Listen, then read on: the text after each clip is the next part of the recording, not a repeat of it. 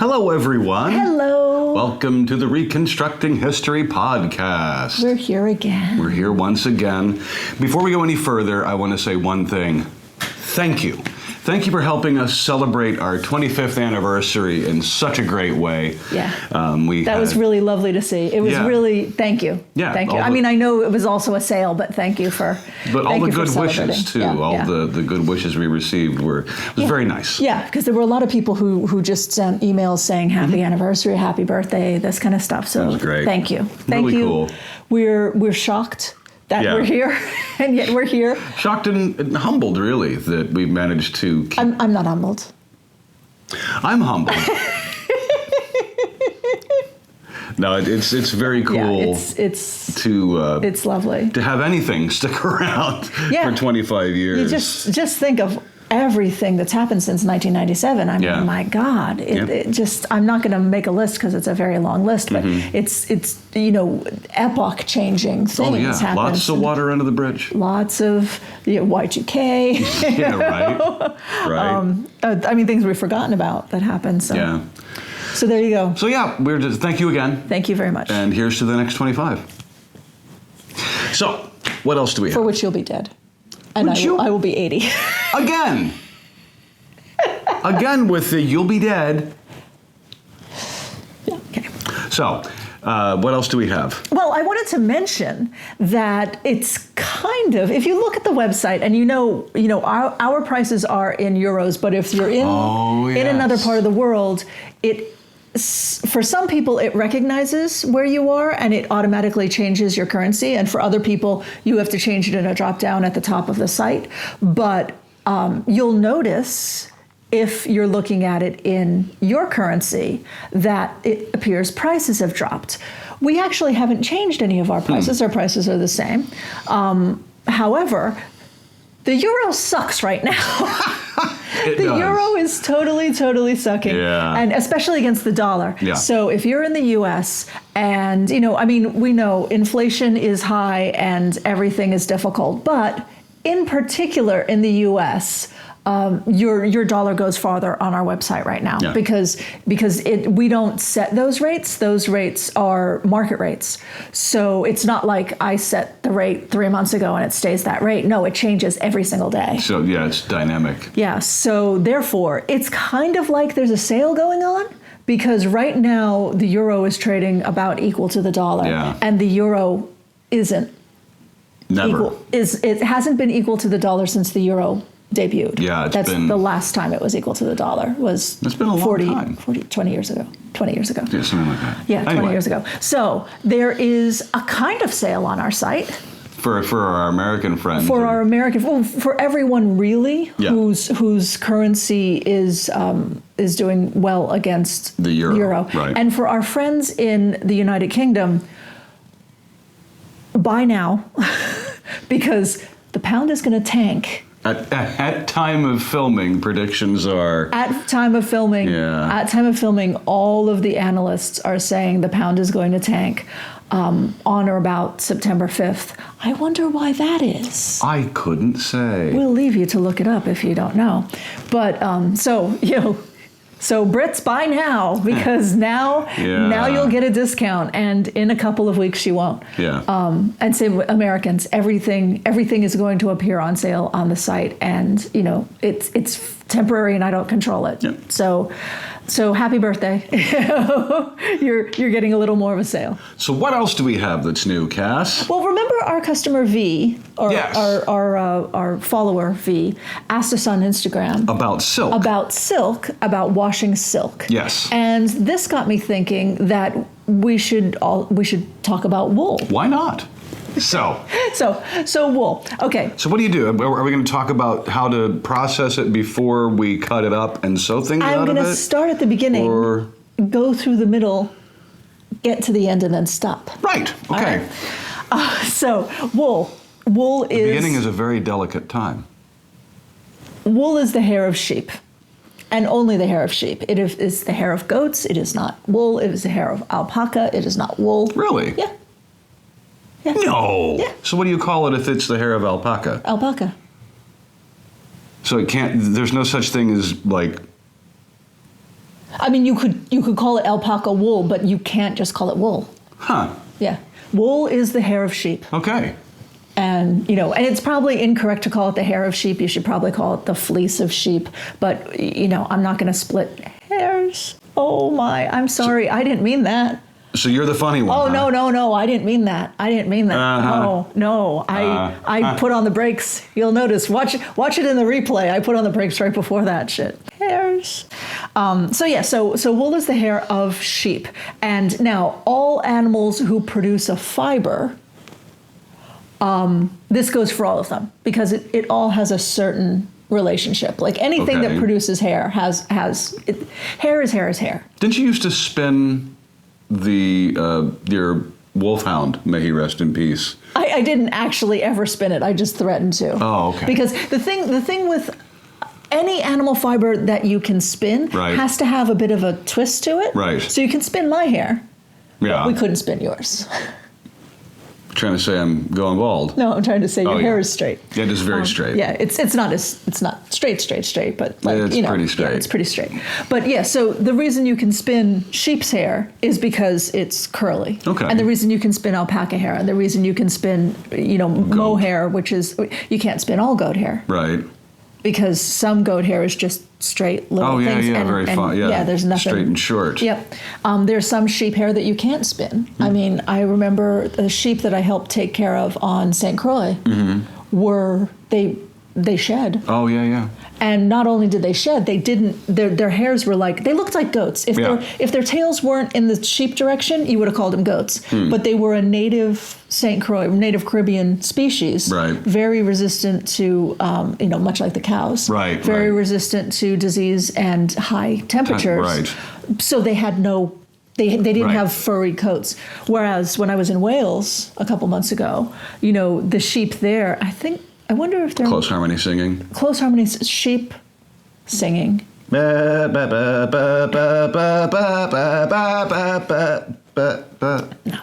I didn't hear any sing. I heard them bleat. Ah, right. But yeah, so they're come down the roads at you, and you have to because there are no fences. I mean, there are fences in some places, but there are other places where they free graze. Right. And you have to watch out because they just walk out into.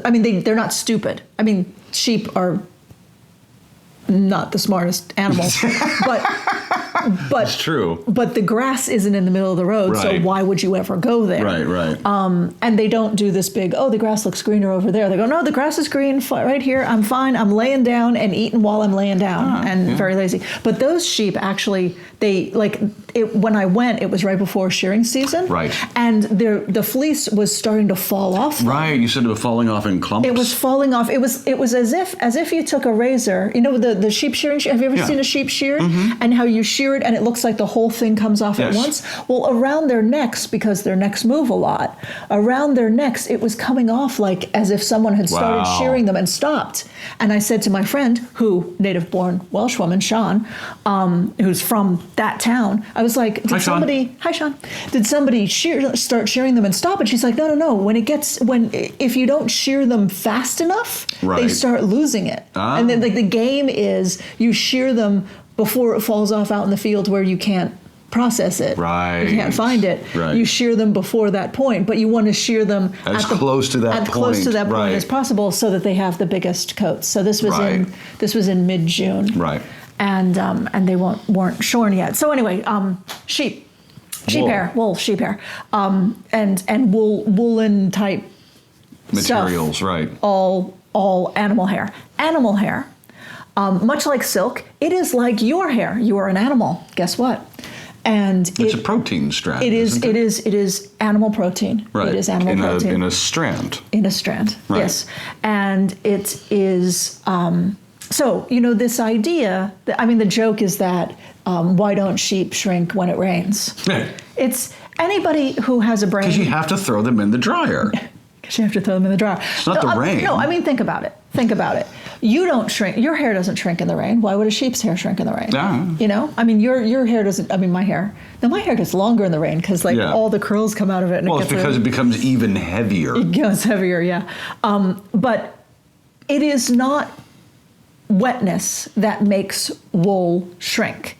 It is agitation. Right. So you could throw a wool sweater, don't do it though, throw a wool sweater into the washing machine, and as long as you pulled it out before the agitator thing started going, it would be fine. Oh, all right. So there's nothing wrong with getting wool wet. There's absolutely nothing wrong with getting wool wet.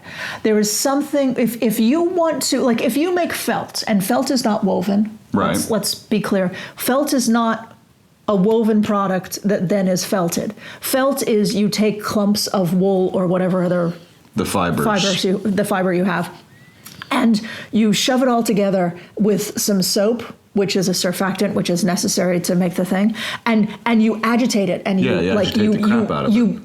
beat it up, is what you do, and that's how you make felt. You beat up animal fibers, and so it's not woven; it just sticks together. Right. And what's happening if you accidentally throw a knitted sweater in the washing machine? What makes it shrink isn't the heat of the water. It isn't the wetness of the water, it is the agitation. Oh. So basically what you're doing is you're taking something that is, because it's knitted, it has all kinds of air spaces in between the threads, the yarn, and you're making those bits felt. I see. Kinda. So it all pulls together, and then it gets small because everything pulls together. Did not know so that. Yeah, and that's an irreversible process because basically you're making a ton of like felt. What felt really is stuff that's not, animal hair that's knotted on a microscopic level. Right. You can almost think of it, if you took all this hair that you're laying out there and tied knots in every tiny strand, that's kind of what's happening. Isn't that the same principle that makes dreadlocks? Yeah. Yeah. Well, agitation and bashing them together, bashing the hairs together until they lock together. Yeah. Working it and right. Yeah, like the whole back of my head. Reason why I have it shaved up so high because it just locks up without me asking. Your locks lock. My locks lock. Right. So basically, if you think of animal hair fiber, looks kind of like a tree branch with all the extra bits cut off of it. Right. So it has all these little bumps, little stubs on the outside of it, and those, when they get to another one with the stubs, they kind of like they can lock in place, lock together, right, and then they stay locked. So how does this help people care for their woolen garments? Okay, well, something if you other than don't agitate it or wash it. If you're going to wash it on the gentlest cycle possible. Number one, I would direct you again to our video that we did called "You Don't Need No Stinkin' Dry Cleaners," which is up this side. Up here. Oh, up there. Up there. Okay. In a card. If you have something like a wool suit, right? It doesn't need to be submerged in water. There's no reason it needs to be submerged in water, and don't do it. Now, a lot of wool suits are made out of wool that has been pre-shrunk. What this means is that when it is in the thread stage, they shrink it before it's been woven. Yeah, right. So you get it from the fiber stage to the fleece stage to the thread stage, right? And then you forcibly shrink it, and you get all its shrinking out of its system, right? So now that thread will not shrink anymore, right? Because basically you've heated it and you've wetted and you've agitated it and everything, and you've done it in such a way. Usually they do it on big spools so the threads don't sit on top of each other, right? And so those threads don't stick together, and now the entire length of that thread is shrunk for good. Right, okay. So if you see fabric that is sold as washable wool, this isn't a lie.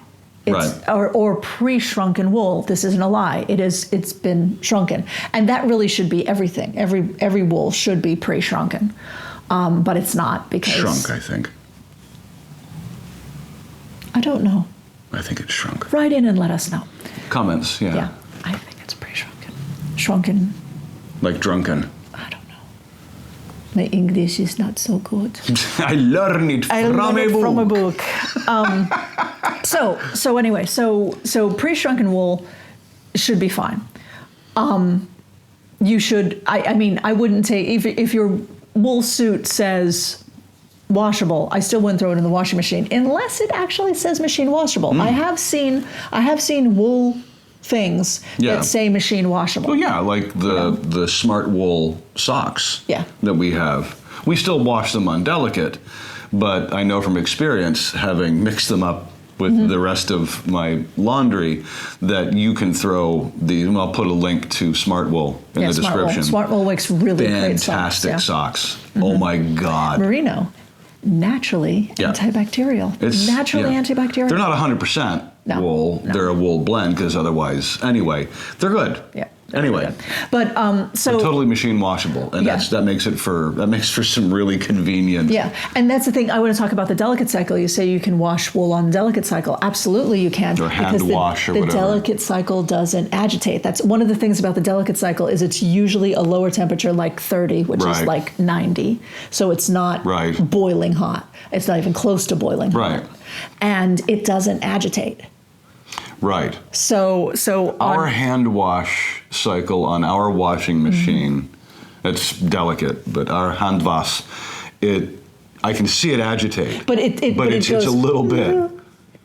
Yeah, and it'll go like this a little bit. Yeah. And then it'll basically invert so everything falls down. Yeah, And but then it's it'll go but it's loop, not it's loop, not doing loop, loop. it's not doing No. that shit. Yeah. Loop, loop, loop, zip, plop. Yeah, Loop, loop, loop. It's actually fascinating to watch, but I bore easily. You sit there and watch the washing I'm machine. easily entertained. Honestly. I- You bore easily, but you'll watch a washing No, machine. I don't bore. I didn't mean to say I bore easily. I entertain easily. I entertain easily, Yeah. and the cycle doesn't last long enough to bore you? Yeah, Okay, that's it. there we go. But it's actually kind of musical. It's like a do do do Okay. do do zip zip plop plop. I got patterns to work on. Oh, Can sorry. we get Yeah, through yeah, this? Oh, yeah, Jesus right. Christ.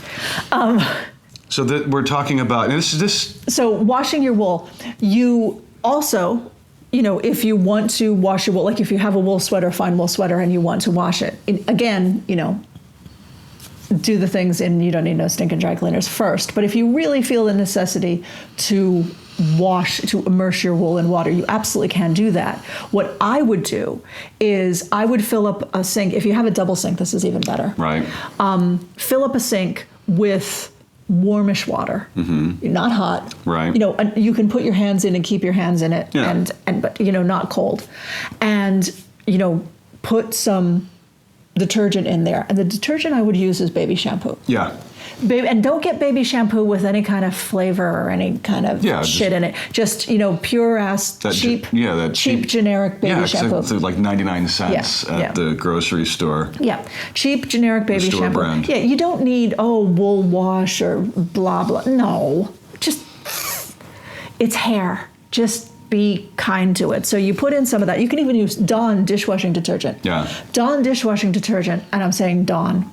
It's a brand name. Liquid soap. Other brands are available, but what Dawn does that some of the others don't do is it's a grease surfactant. So Right. it takes away grease. And basically, if you've sweated in a sweater, Right. and that's why you want to wash it, the way to get rid of grease is to wash it with a grease remover, Yeah. but gentle, Yeah. like dish soap. Dish soap or baby shampoo. Or baby shampoo. So you put a little drop of that into the water and agitate the water Until so it gets sudsy. you get some suds, but Right. you don't want crazy suds. So just a little suds, and then you put your sweater into that water and do Gentle. This, Just make sure it's fully immersed. Smush it around. Maybe zhuzh. A bit, but don't go crazy. Yeah. And if you do have the luxury of having a double sink, have the other sink have the same temperature water in it, But clean. Right. So then you take it and squish the water out of it. Don't wring it. Don't wring it. Squish nicely, just so you're not dripping soapy water into the clean water, and then put it over in there and do that, and then you drain this one and put more water in, and then come over and do that. And do that until you run. Literally lather, rinse, repeat. Yes, until you run out of suds, until all the suds are out of the sweater.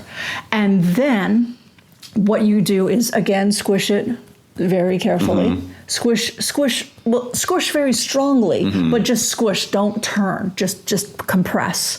And when you've done that as much as you can, put a towel on the floor, put the sweater on the floor, make it square, make it lay flat, and then roll up the sweater in the towel, and then step on it.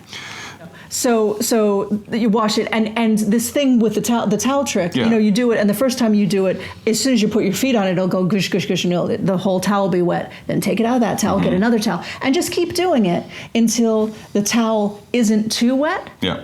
So that's now your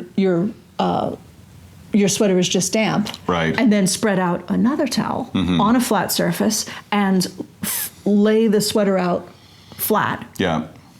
And then allow it to dry. Don't put it over a towel rack or anything where it's going to hang, because the water will go to the edges and make those edges heavy. Oh, and then stretch you'll end up with it'll be too long, or misshapen. the sleeves will be too long and all that kind of stuff. And that's not something permanent. That's not like when you shrink a sweater and all of a sudden the sleeves don't. I mean, that's not going to be permanent. But it will be until the next time you wet the sweater, because like my hair, Yeah. it's long when I brush all the knots out of it, and then I wet it and it goes loop. So if you wet the sweater, it'll go loop, just like my hair. The rules for dealing, the general rules of thumb. Do not agitate. Do not agitate. That's really... Yeah, be gentle with it. Be gentle with it. Do not agitate it. Ringing is agitation. Yeah. Don't hang it Don't hang it over something. something so that gravity feeds it. Dry flat. Use a gentle cleanser with surfactants like baby shampoo. And reduce grease. Dish soap, liquid dish soap. It takes grease out of your way. Yes, stuff that says that. And if you want to test it, and you have a sink full of, get a sink, fill it with water, put in some cooking oil. Yeah. And then put a drop of the dishwashing, and if the oil goes away, that's the one you want. Because it works by, as I understand it, disturbing surface tension. We don't care. It'll be too long if we talk about that. So all right, so we've got that. That's 3 rules. Yeah. And you can deal with your woolens. And I love how you distill this into easily. I have to make it easy. Digestible chunks. Yeah. But very well done. We can stop here. But I have another question. Yes, I think I know what your question is, but go ahead. What do you think it is? I think you're going to ask about washing wool before you make it into something. My God. Mind reader. And we didn't even prepare this.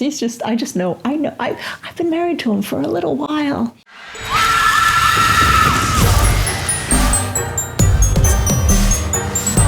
You're terrifying. I'm terrifying. So yeah. I'm a wife. If people want to abuse their wool, if they want to prep it, like if someone is making a reenactment garment and they want to be able to throw it in the washing machine. Yeah, I mean, it depends on what you're making, but let's say you're making a curdle and you want to be able to come home from Penzic and throw your curdle in the washing machine. Right. Well, the answer to that is throw your wool in the washing machine first.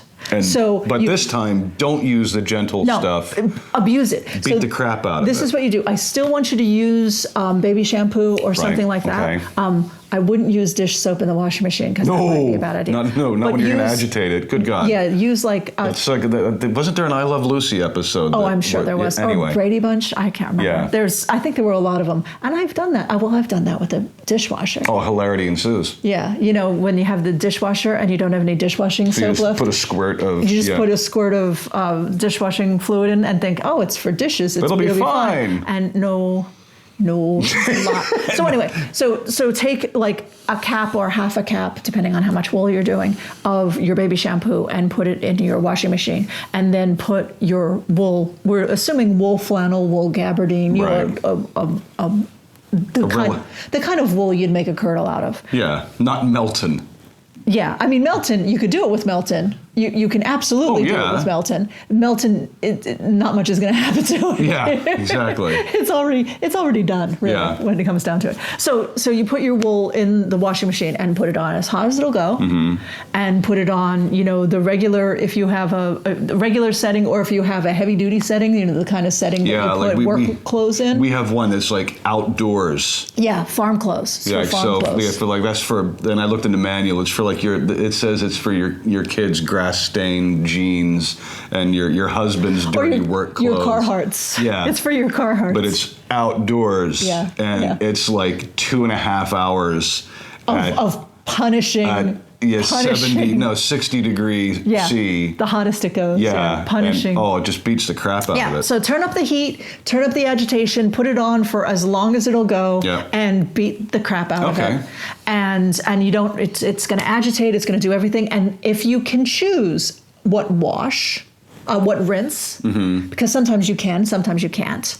If you can choose what rinse, choose the cold rinse. Oh, cold water rinse. Because the other thing that shrinks wool, I didn't say this, I said it was agitation. The other thing that shrinks wool is shock. Right. That's why we have this idea that if you wash something on hot, it'll shrink. Well, it's not the hot that shrinks it, it's the transition from hot to cold. Oh, okay. Which is why when I had you wash it in the sink, I have you put it in clean water that's the same temperature. Right. Or, you can step down slightly, but you don't want to go hot, cold, unless you want to punish it. So, and the really cool thing about washing, I've washed many, many flannels this way, and it's amazing the twill pattern that'll come up that you can't see. And that brings up an important point. And that is that you will lose some square. It'll shrink. Yep. You want it to shrink, but because of that, you're going to lose. Like if you buy, your pattern says you need 6 yards by 10 of 160 centimeter wide fabric. You're going to end up with 5 meters of 140. You just mixed yards. Yeah, I know. He's doing math in his head, and it never works. 6 meters. Of 160, that's what you need, and you buy just that, you're going to end up with like 5.5 meters of 140. Well, and don't listen to. He's using numbers. I'm throwing numbers out there. There's percentages. But that will vary with the wool. Right. That'll absolutely. And there's no way to know. And there's no way to know unless. Every once in a while, I'll see a wool that'll say this much shrinkage, and I'll give a percentage shrinkage. I wouldn't trust that. I would trust that because the websites that I've seen it on are people who are weaving their own wool. Oh, I see. And they put it out there because they have tested it. But could you do something like cut a 10 centimeter by 10 centimeter swatch and abuse that? Is it a linear translation? Well, it would get you in the ballpark at least. Okay. If you cut 10 by 10 and that shrank. To 9 by 9 or something. To 9 by 9, that's a 10% shrinkage, okay. And so you could. I didn't know if maybe a longer piece of material. I don't know who these people are who go and buy exactly how much they think how much the pattern says. Because I just go, give me how much is on the bolt. Yeah, that's exactly what happens. Yeah, and you've never wanted for clothing, so shut up. Yeah, but I have to carry it. Yep. No, the last few times You have been. I've had. Yeah. You've left some on the bolt. No, but there's always the guy at the place, and you could go, hey, could you put that in my cart? And go, oh yes, because you just bought all this stuff. Yeah. And they're all happy to do it, and they're happy to do it. So don't listen to your husband when he complains because he's just. Complaining. But the fabric guys at the markets we go to. Yeah. They'll be like dip, zip, zip, zip. And there'll be maybe this much left. Yeah. He'll zip, zip, zip. There's your 4, and Yeah. And then Bob will start talking, and they'll go, "Shut up." I'm talking to the lady. Shut up. One guy's talking to her, and I start saying something. He goes, "Shh." Yeah. And I'm like, I have the credit card out, right? And I'm like. But he knows. He knows. Slick. He knows he's just the strong back and weak mind. He pegged him. So anyway, so if you want to shrink your wool before you make anything, if you want to be able to make a curdle that you can throw in the washing machine, you have to shrink everything, and that so it'll get smaller, but it'll get thicker. It'll also get thicker. So if your goal is to have a wool curdle that's made out of gabardine for Penzik, and you chose gabardine because it's a lightweight wool, and it's not, and you want something because you think, it'll be cooler for Penzik, and you pre-shrink it, chances are. Yeah, but gabardine, if you get. Oh yeah, I've worn gabardine at Penzik. Most gabardine doesn't shrink that much. No, it's not going to end up like something you're going to want to make a blanket out of. Most gabardine is already so densely packed that it doesn't shrink much at all. Even if you abuse it, it gets a little fuzzy on the outside. Yeah, the one gabardine thing. Yep. I had a gabardine doublet and breeches set. Yeah. Linen lined that I wore at Pentic. Yep. And it was fine. Yeah, it's terrific. And definitely in the washing machine as soon as I got back, because I used to go and fence. And fence in it. Yeah. And roll around in the dirt. So it got dirty and sweaty. So if your fabric has a beautiful pattern to it, and you want to preserve that, if you don't want anything to change, don't wash it. Just do the stuff in the thing. And spot clean it, yeah. And spot clean it and, spray it with vodka and stuff like that. You don't have to. I never washed any of my curdles. I washed all my linen. Yeah. I boiled my linen. Yeah. But I never washed any of my curdles. I brushed them. Yeah.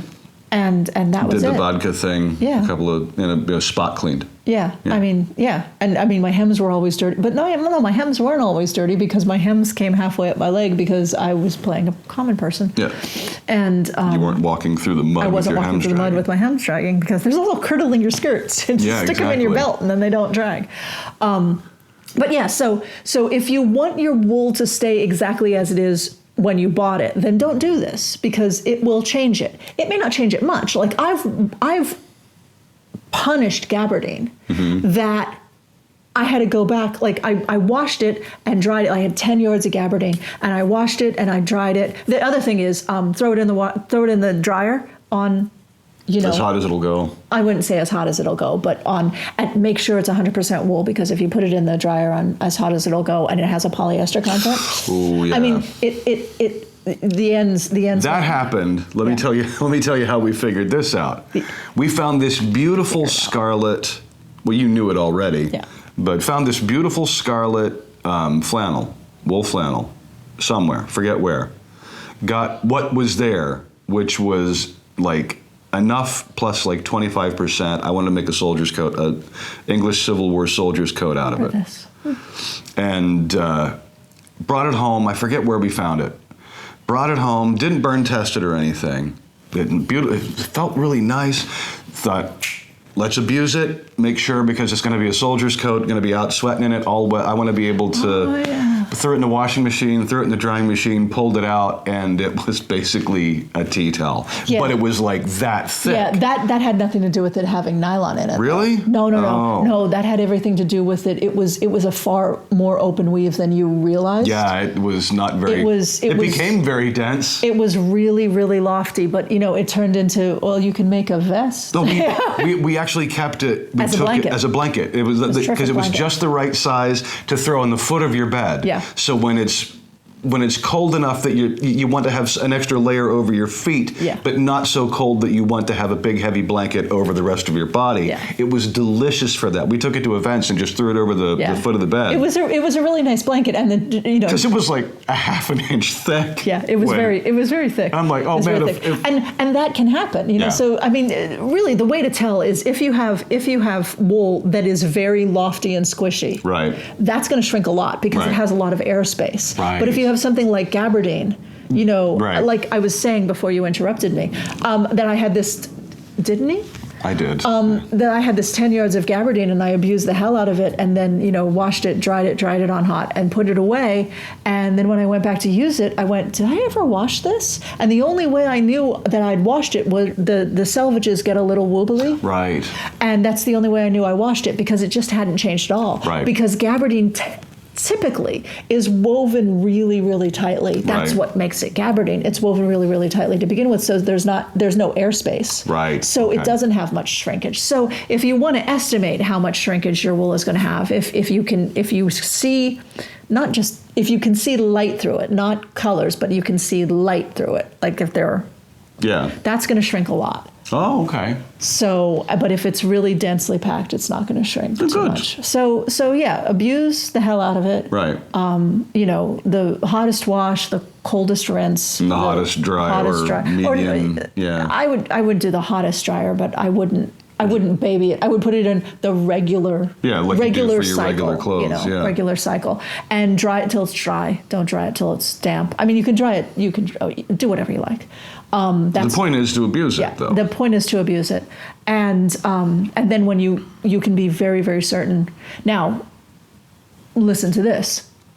If you do that, and you want to throw this thing in the washing machine, you have to also do that to all the other things you use. Right. Now, thread, I wouldn't worry about too much. Unless you're using some kind of hand-spun thread. Right. And if you are using hand-spun thread, talk to the people you're buying the thread from, because they probably spun it themselves, and they will tell you if it's been pre-shrunken. If it's been pre-shrunken, don't worry about it. If it hasn't, I don't know what to do.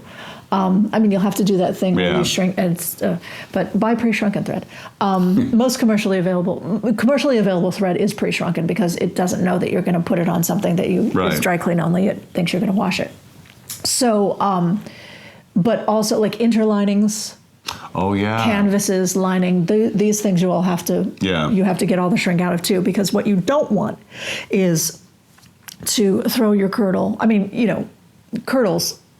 I'm saying curdle, and I mean there are so many things that are referred to as curdle, but if you have an unlined like moy gown, nothing gonna hurt it. Right. Throw it in the wash.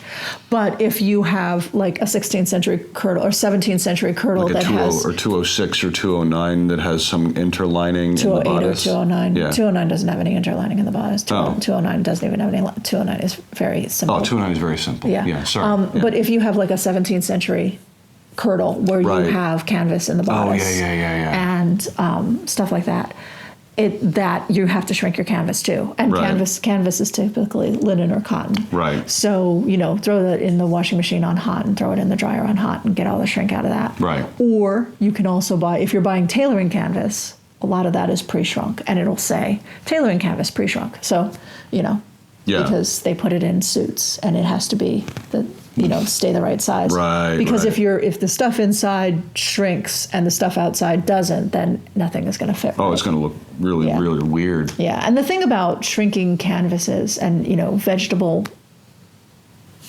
fibers is that if you shrink them, they still stretch out. Like if you shrink a piece of linen, you can stretch it back out. Right. But, or at least most of the way. Right. Wool, if you shrink Which wool, we'll get into in another upcoming video. Wool it's basically knotted up. Right. Wool is shrunk forever. You're not going to unshrink wool because it's basically made dreadlocks. Very, very, very, very small microscopic dreadlocks. So that's it. So if you want to wash your wool, if you want to wash your wool in a washing machine, abuse it first. If you want to wash your wool, just be careful with temperature, careful with agitation.